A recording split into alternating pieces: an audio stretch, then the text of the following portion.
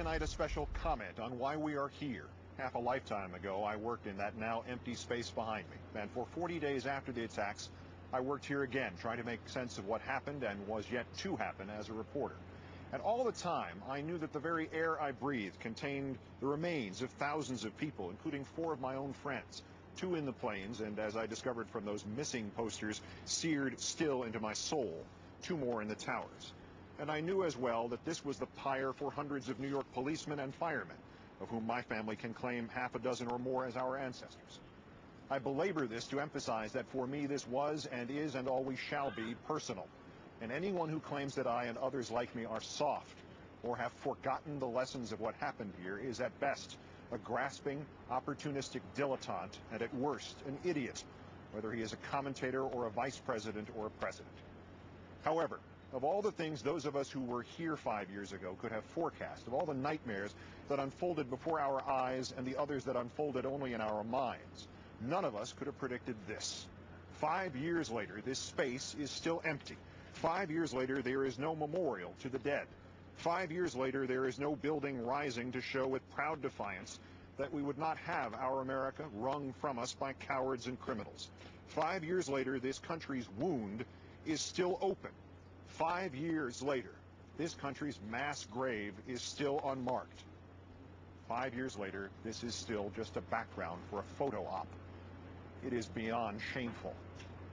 At the dedication of the Gettysburg Memorial, barely 4 months after the last soldier staggered from another Pennsylvania field, Mr. Lincoln said, "We cannot dedicate, we cannot consecrate, we cannot hallow this ground. The brave men, living and dead, who struggled here have consecrated it far above our poor power to add or detract." Lincoln used those words to immortalize their sacrifice. Today, our leaders could use those same words to rationalize their own reprehensible inaction. We cannot dedicate, we cannot consecrate, we cannot hallow this ground, so we won't. Instead, they bicker and buck pass. They thwart private efforts and jostle to claim credit for initiatives that go nowhere. They spend the money on irrelevant wars and elaborate self-congratulations and buying off columnists to write how good a job they're doing instead of doing any job at all. 5 years later, Mr. Bush, we are still fighting the terrorists on these streets, and look carefully, sir. On these 16 empty acres, the terrorists are clearly still winning. And in a crime against every victim here and every patriotic sentiment you mouthed but did not enact, you have done nothing about it. And there is something worse still than this vast gaping hole in this city and in the fabric of our nation. There is its symbolism of the promise unfulfilled, the urgent oath reduced to lazy execution. The only positive on 9/11 and the days and weeks that so slowly and painfully followed it was the unanimous humanity here and throughout the country. The government, the president in particular, was given every possible measure of support.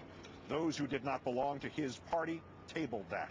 Those who doubted the mechanics of his election ignored that. Those who wondered of his qualifications forgot that. History teaches us that nearly unanimous support of a government cannot be taken away from that government by its critics. It can only be squandered by those who use it not to heal a nation's wounds, but to take political advantage. Terrorists did not come and steal our newly regained sense of being American first and political 50th, nor did the Democrats, nor did the media, nor did the people. The president and those around him did that. They promised bipartisanship and then showed that to them bipartisanship meant that their party would rule and the rest would have to follow or be branded with ever-escalating hysteria as morally or intellectually confused, as appeasers, as those who, in the vice president's words yesterday, validate the strategy of the terrorists. They promised protection and then showed that to them protection meant going to war against a despot whose hand they had once shaken, a despot who we now learn from our own Senate Intelligence Committee hated al-Qaeda as much as we did.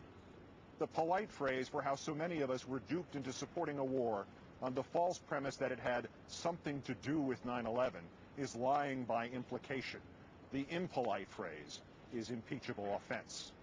Not once in now 5 years has this president ever offered to assume responsibility for the failures that led to this empty space and to this, the current and curdled version of our beloved country.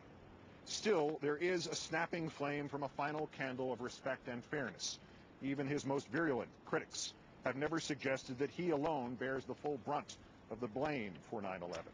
Half the time, in fact, this president has been so gently treated that he has seemed not even to be the man most responsible for anything in his own administration. Yet what is happening this very night? A mini-series created, influenced, possibly financed by the most radical and cold of domestic political Machiavellis continues to be televised into our homes. The documented truths of the last 15 years are replaced by bald-faced lies. The talking points of the current regime parroted, the whole sorry story blurred by spin to make the party out of office seem vacillating and impotent, and the party in office seem like the only option. How dare you, Mr. President, after taking cynical advantage of the unanimity and love and transmuting both into fraudulent war and needless death, after monstrously transforming it into fear and suspicion and turning that fear into the campaign slogan of 3 elections, how dare you or those around you ever spin 9/11? Just as the terrorists have succeeded, are still succeeding as long as there is no memorial and no construction here at Ground Zero, so too have they succeeded and are still succeeding as long as this government uses 9/11 as a wedge to pit Americans against Americans. This is an odd point to cite a television program, especially one from March of 1960.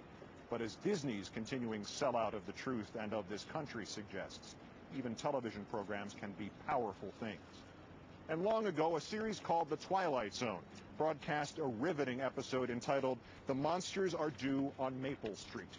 In brief, a meteor sparks rumors of an invasion by extraterrestrials disguised as humans. The electricity goes out. A neighbor pleads for calm. Suddenly, his car and only his car starts. Someone suggests he must be the alien. Then another man's lights go on.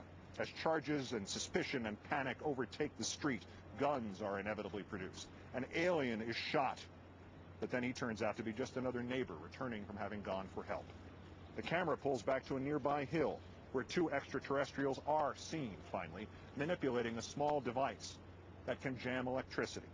The veteran tells his novice that there is no need to actually attack, that you just turn off a few of the human machines, and then they pick the most dangerous enemy they can find, and it is themselves. And then in perhaps his finest piece of writing, Rod Serling sums it up with words of remarkable prescience, given where we find ourselves tonight. The tools of conquest, he said, do not necessarily come with bombs and explosions and fallout. There are weapons that are simply thoughts, attitudes, prejudices, to be found only in the minds of men.